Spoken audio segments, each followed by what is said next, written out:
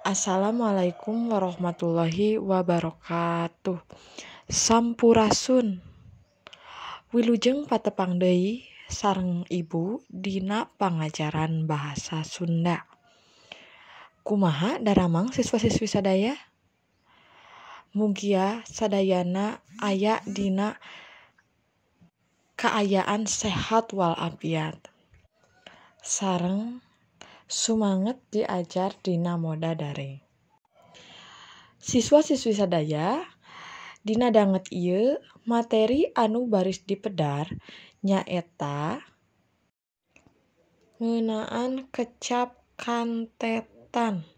Nah, sateacana hidup kantos maca heula teh di bumi.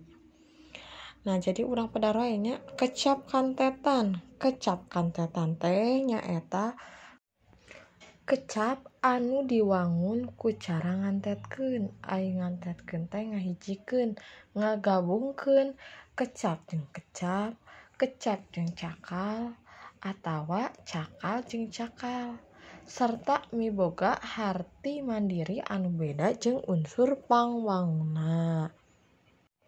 Siswa-siswi sadayana upamana bae conto kecapna lemah cai.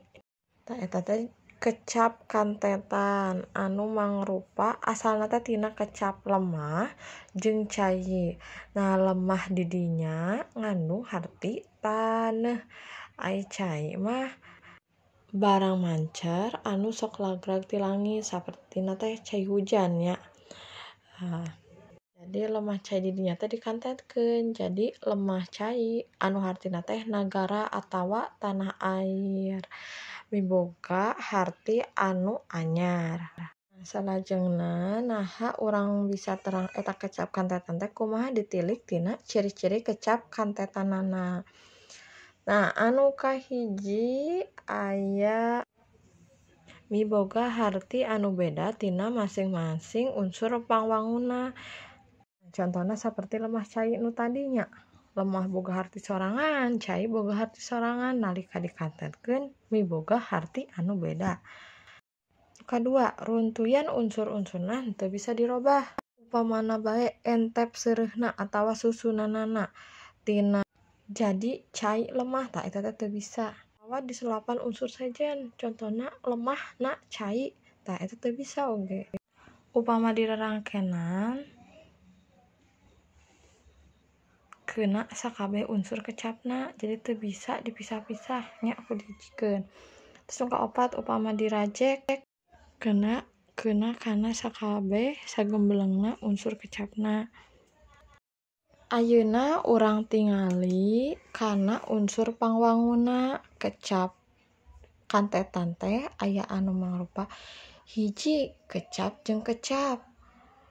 Tah, jadi kecap kantetan diwangun ku kecap jeung kecap. Contona lemah cai, rampak sekar, hejo tihang, panon poe jeung sajabana.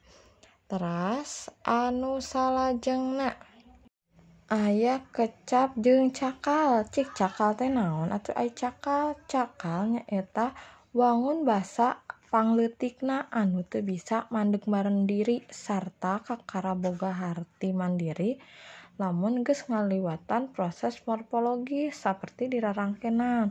Nah, kecap jeung cakal di dieu contona anjang sono, kurang ajar, kundang iteuk. Nah, nu katilu aya cakal jeung cakal. Contona aduk lajer, huleung jentul, pakan kundang. Anu kaopat aya kecap jeung morfem unik. Contona lulus banglus. Nah, di dinya lulusna mangrupa kecap, ai banglusna mangrupa morfem unik. Teras aya kecap keukeuh peuteukeuh. Tah, keukeuh di dinya mangrupa kecap, sedangkeun peuteukeuh mangrupa morfem unik. Nah, teras aya kantetan anu unsur pangwangunna henteu sagemblengna produktif. Contona dulang tinande, teras barakatak tuluy, torojol tuluy, jeung saterusna. Nah, urang cekapkeun wae kangge lawungan dinten ieu mung sakitu materi anu tiasa didugikeun. Kanggo minggon payun kada hilapnya minggon payun urang ulangan bab 1 sareng bab 2 janten di 2 babkeun. Bab 1 guguritan sareng mandu acara. Nah ulanganana dugikeun ka materi ayeuna kana materi kecap kantetannya. Hatur nuhun kana perhatosanana. Billahi taufiq wal hidayah. Wassalamualaikum warahmatullahi wabarakatuh.